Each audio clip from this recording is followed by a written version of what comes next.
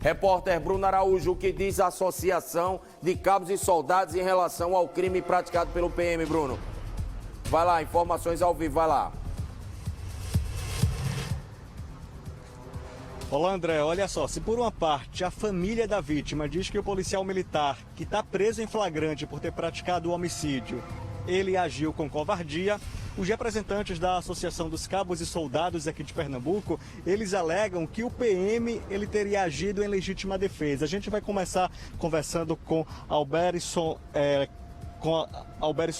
ele que é presidente da Associação dos Cabos e Soldados e que vai dar mais detalhes para a gente.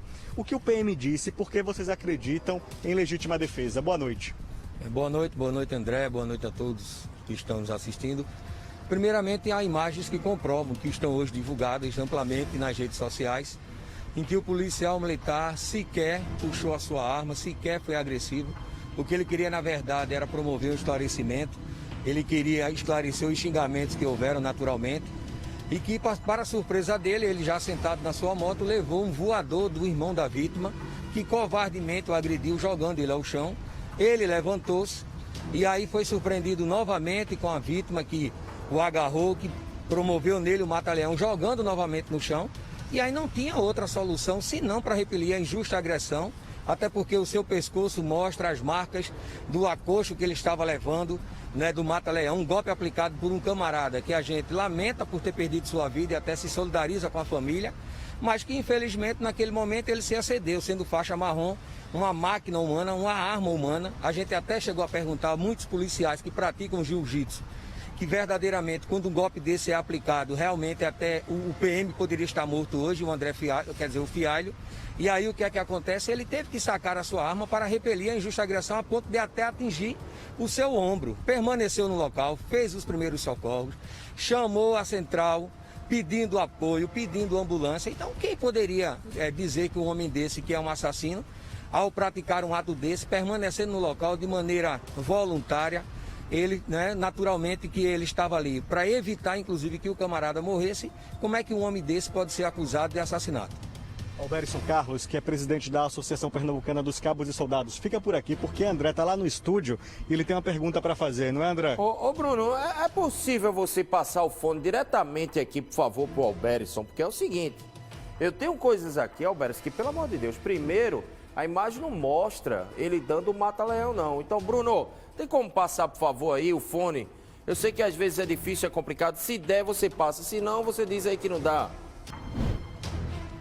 Boa noite, André. Estou te ouvindo sim, camarada. A primeira pergunta que eu faço pra você, Alberto, se eu vou logo direto ao assunto, porque comigo eu não tenho papo na língua. Se seu irmão tivesse sendo ali, discutindo com um camarada que você não conhece, um cara de jaqueta numa moto discutindo com seu irmão, e você pudesse fazer alguma coisa, o que é que você faria, Alberto? Primeira pergunta que eu faço pra você. Olha, primeiramente, André, o fato de haver uma discussão, não é? A gente analisa e a gente jamais pode concordar que alguém venha por trás e dê um voador de maneira covarde.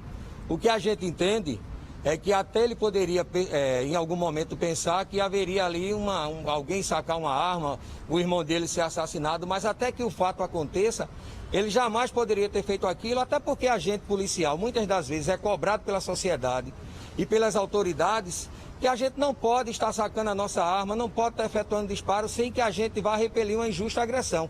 É por isso que existem as excludentes de ilicitude, que as excludentes de ilicitude vão justamente nos dar a condição, na legítima defesa, eu repelir uma injusta agressão. Então, se meu irmão estivesse discutindo, hoje o caminho mostra mais do que nunca, de um ponto de vista que a gente vive de uma violência desenfreada, André, tem que haver o diálogo e não a agressão.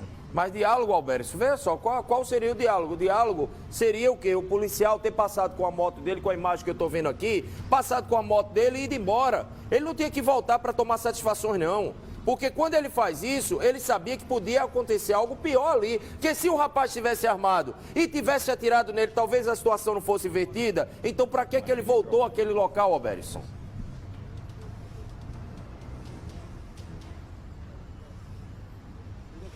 Olha, outra coisa que eu vou acrescentar na sua fala é o seguinte, André. Falar das imagens sem estar lá é muito fácil. Certamente o policial voltou porque ele sentiu a necessidade de esclarecimento. E às vezes a pessoa age, não é num xingamento que há ali.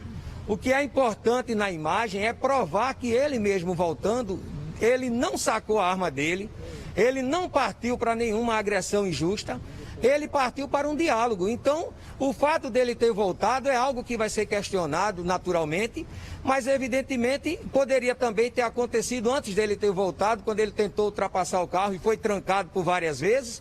Ele poderia também ter sido jogado ao chão, ele poderia ter morrido. E aí, o que é que acontece? Quando um policial morre, aí é quando as pessoas, elas dão importância às suas vidas.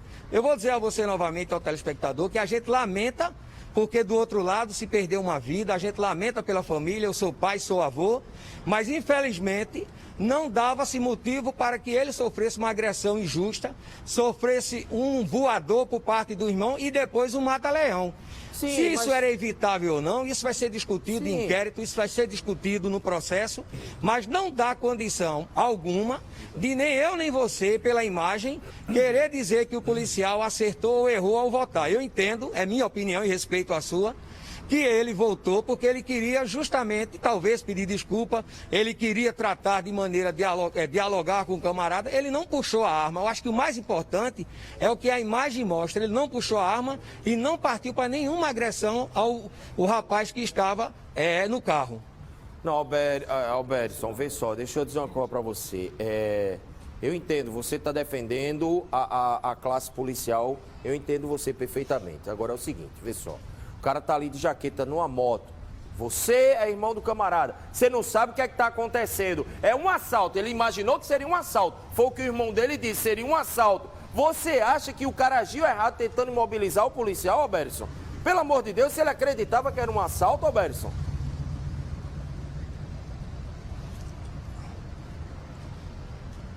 Olha, eu não estou aqui para julgar e dizer que ele agiu errado por imaginar que era um assalto. Eu estou aqui para dizer que o policial, e não é uma questão de defesa puramente de categoria ou defesa, né, como você está dizendo, de uma classe. Não, não é uma questão corporativa, é uma questão técnica. Até como estudante de direito. Como eu também sou estudante de direito e o nosso jurídico é muito preparado, quando nós analisamos a imagem, a gente compreende, André, e o telespectador, que o policial, mesmo tendo voltado, ele sequer desceu da moto, ele sequer partiu para qualquer tipo de agressão. Então não tinha motivos para que o camarada descesse de lá do primeiro andar e desse um voador nas costas do policial. É isso que nós estamos aqui frisando. Eu também compreendo que você tem que fazer, né, esse levantamento para que as duas situações sejam exploradas, mas eu confesso a você que não consigo, em momento algum, ver o policial dando causa para ser agredido de maneira injusta, covarde, porque foi uma atitude covarde. Ele não puxou a arma, ele mostrou controle emocional. O fato dele ter voltado, isso pode ser questionável, sim, mas ele voltou porque ele queria ali naquele momento pedir desculpas, ele queria dizer para o cara que o cara errou, ele queria talvez saber porque foi xingado, ele tentou ultrapassar e o camarada jogou o carro por cima dele, conforme a versão. Então isso não dava motivos algum, mesmo sendo meu irmão, de eu descer do primeiro andar e dar um voador. Até porque quando se faz isso, a pessoa também tem que esperar que o outro lado tenha uma reação. Alberto, é muito difícil, eu entendo você, eu respeito sua opinião. Eu entendo você perfeitamente. Agora, muitas vezes, né, quando um policial age em estrito cumprimento do dever e puxa uma arma e atira, muitas vezes um cara desarmado, ou porque o cara fez uma menção, né, de poder estar armado, o policial atira primeiro. Aí muita gente grita aqui, mas era para o policial ter esperado ver a arma, mas aí o policial se antecipou. Não, eu defendo isso sim também, assim como você. Mas quando é o inverso, eu também tenho que defender a mesma coisa. O rapaz não ia esperar ele anunciar o assalto, o rapaz não ia esperar ele apontar uma arma para poder tomar uma providência, não. E digo para você, amigos, com toda certeza, pode entender isso que eu estou dizendo para você. Se eu visse um filho meu numa situação que o rapaz viu o irmão dele, se eu pudesse, eu também faria o mesmo. E digo para você, porque naquele momento ele tentou, ele acreditou que seria um assalto. Então, se ele soubesse que talvez naquele primeiro momento que o rapaz era policial, ele não tivesse feito isso. Agora eu quero deixar uma pergunta para você aqui, Alberto. Como é que fica, então, a partir de agora, a defesa desse policial? Me dá um minutinho que você já responde para mim. Aqui ele tá pegando áudio. Estou lhe ouvindo, viu, André? Pronto, eu queria que você respondesse a pergunta que eu deixei para você, Alberto. Numa hora como essa, a gente quer que o camarada que queria, né? No caso você disse aí, que era para que a vítima tivesse prestado melhor atenção se ele ia puxar arma, se ele não ia puxar arma, mas naquele momento, num momento de desespero, de sufoco, o cara achando que era um assalto, você não acha que ele foi para cima, você acha que ele foi precipitado em ir para cima, é isso?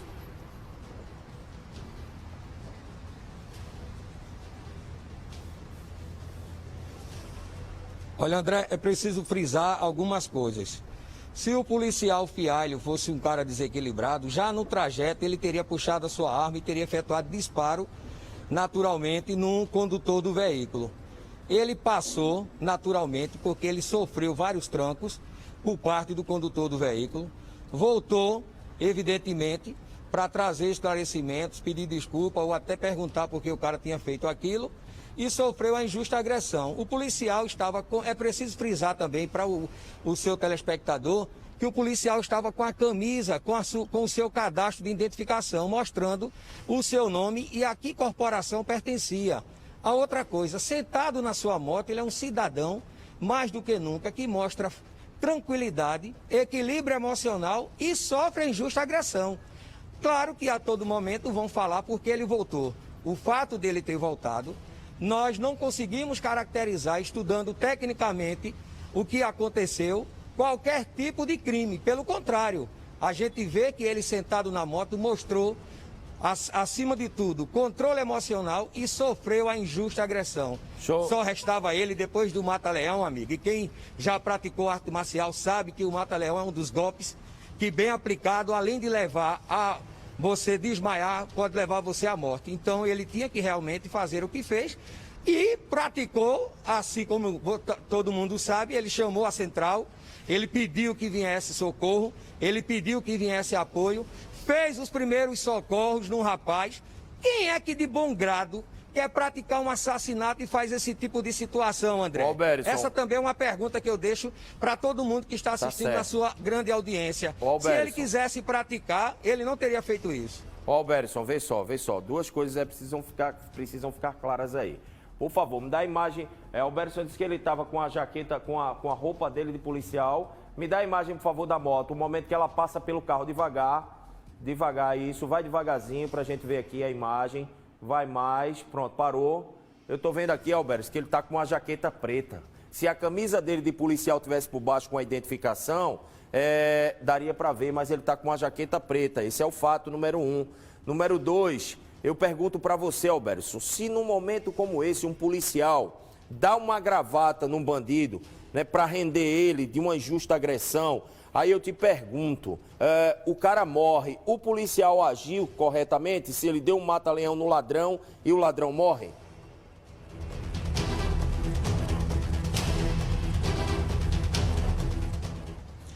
Olha, primeiro que eu lamento fazer uma comparação como essa, respeitando sua opinião. Jamais a gente pode achar que uma atitude, eu estou entendendo o que você quer dizer, você quer falar da questão técnica do mata-leão, mas um policial que pratica um mata-leão contra um bandido, se o bandido vier a morrer, é um favor à sociedade. Agora, um cidadão que pratica um mata-leão contra um policial, e se o policial vier a morrer, a sociedade perdeu com isso. Então, eu não tenho como, sinceramente, concordar com essa comparação, mesmo lhe respeitando. Você sabe que eu tenho muito respeito a você, a sua audiência, mas eu quero dizer a você que não tem como ter um argumento contrário ao que nós, como mas defesa, claro que tem, Alberto. O policial não estava fardado ali, não, Alberto. A comparação, eu não estou comparando o policial a um bandido, não, longe de mim. Você me conhece, você sabe que eu defendo a polícia quando a polícia precisa ser defendida. E eu tenho a coragem de poucos aqui no estado de Pernambuco, de dar essa cara aqui a tapa para defender quando o policial está certo. tá? Eu sou um dos poucos aqui, mas quando eu estou comparando aqui, não é por nada não, é porque o policial, ele não estava com a farda de policial, porque se o cara desse um mata-leão nele, sabendo que ele era policial, era outra história. É isso que eu estou questionando para você, Alberto. Não estou comparando o policial com o bandido. O bandido levou um mata-leão, morreu, é um CPF cancelado. Mas naquele momento ali, a vítima achava que o cara de jaqueta seria um bandido. Ele não se identifica como polícia. Foi isso que eu quis dizer a você. Olha, o que desencadeou, o que a gente diz... Olha, André, veja só. Você se posicionou muito bem. Eu quero registrar que você sempre foi um defensor da polícia, dos fatos certos, e a gente nunca negou isso. Eu conheço você de perto, mas deixa eu lhe dizer uma coisa. André, o que desencadeou, infelizmente, isso foi o excesso do irmão da vítima. Lamentavelmente, esta é a verdade. A gente lamenta pela morte do rapaz, porque eu sou, como eu disse, sou pai, sou avô. Se eu perdesse, eu também estaria abalado. Mas, infelizmente, foi o excesso do irmão da vítima, porque se estava havendo ali um diálogo, então, naturalmente, esse diálogo iria se encerrar, o rapaz da moto, o fialho, iria embora e o outro ia entrar na sua casa, naturalmente. Mas a precipitação dele, o voador que ele deu e atingiu o policial de maneira covarde, que ainda se levantou, não puxou a arma e foi só com mata-leão, André, que ele teve que se defender, então ele teria que morrer. Digamos que ele tenha errado, vamos trabalhar com a suposição que ele tenha errado por ter voltado com a moto. Então, com mata-leão, ele teria que admitir que teria que morrer. Ora, sinceramente, a gente não tem como, de maneira nenhuma, concordar que o policial não praticou legítima defesa, que a legítima defesa está mais do que nunca comprovada aí, porque ele efetuou o disparo, ele permaneceu no local, ele pediu socorro, ele praticou os primeiros socorros à vítima, ele pediu apoio, depois tirou a jaqueta mostrando que era policial, se identificou, não saiu do local, não fugiu. Então, sinceramente, Alberto, você tá me ouvindo, Alberto? Não tem como não dizer que não foi legítima defesa. Ô, Alberto, eu quero deixar uma pergunta para você no ar, porque assim, tem muitas perguntas chegando, tá certo? Você traz para mim aqui a informação, né, de que o policial agiu em legítima defesa, de que o policial tenta socorrer a vítima, mas a versão apresentada pela família é outra, de que o policial militar foi rendido por um sargento que é amigo da família e que deu quieto no soldado e que, inclusive, ele se recusou a entregar a arma. Então, essa é a versão apresentada pela família e você fala sobre isso já, viu? Porque tá ali, ó, as imagens, tá vendo? Eu só quero dizer o seguinte, mais uma vez eu digo pra vocês, briga de trânsito, ninguém sai ganhando, todo mundo sai perdendo, tá? O melhor que você tem a fazer é ir embora. Vai embora, saia de otário, saia de babaca, saia do jeito que você quiser, porque é melhor um babaca vivo do que eu queria dizer a palavra, mas eu não tenho a palavra para o que eu vou dizer agora, mas um fortão, é quase a mesma palavra, né? No xadrez, ou então embaixo da terra, tá certo? É isso que eu digo. Você pode e deve evitar a briga no trânsito, tá? Já o Alberto volta a falar comigo sobre esse assunto. Olha, como eu estava perguntando para você aqui, Alberto, a família diz que não teve essa história de que ele socorreu, não. Que ele foi rendido por um sargento da Polícia Militar e que, inclusive, ele se recusou a entregar a arma e que no vídeo gravado ali, que a gente mostrou do socorro, teria exatamente esse trecho, ele dizendo que era praça e que não ia entregar a arma, não, Alberto. E aí?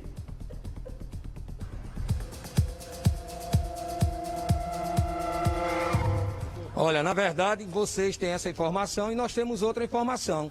A informação que nós temos é que o Fialho se identificou como policial, mesmo assim ele continuou sendo agredido. E assim, André, olha, vamos agora para o teatro do acontecimento. O desespero era tão grande de Fialho quando ele estava sofrendo mata-leão, que ele chegou a efetuar o disparo atingindo o seu próprio ombro para repelir a injusta agressão.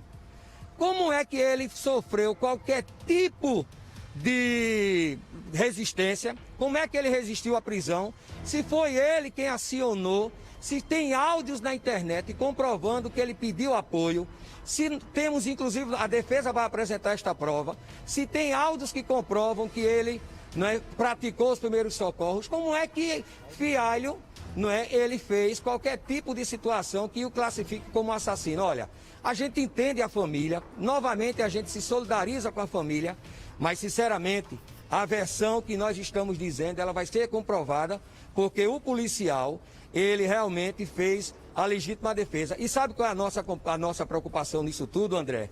É que a gente, como entidade que defende os policiais, os bombeiros, a gente se preocupa porque daqui a pouco isso pode se tornar uma prática comum e jamais as excludentes de licitude serem respeitadas. Então, qualquer policial hoje que sofreu uma injusta agressão não comprovando, ele vai estar preso e os pais e as mães de família sofrerão com isso. Então, a informação que nós temos e vai ser comprovada durante o processo, já que nós estamos fazendo a defesa, o nosso jurídico competentemente vai provar que Fialho é inocente, que Fialho sofreu injusta agressão e que praticou legítima defesa. Então não é verdade que ele resistiu. Muito obrigado a você, viu, Alberson? Como eu falei para você, eu respeito a sua opinião, mas eu não costumo fazer aqui entrevista chapa branca, não. Eu vou e pergunto o que eu tenho que perguntar mesmo. E que bom que você responde aí tudo e conte sempre aqui com Cidade Alerta para o que você quiser, precisar aí rebater, tá certo, amigo? Muito obrigado. Obrigado também ao repórter Bruno Araújo, né, rapaz? Repórter Bruno Araújo, esse sim, dá um sangue danado aí. Parabéns também ao repórter Bruno Araújo por ter encontrado aí o pessoal da associação e colocar o outro lado da moeda.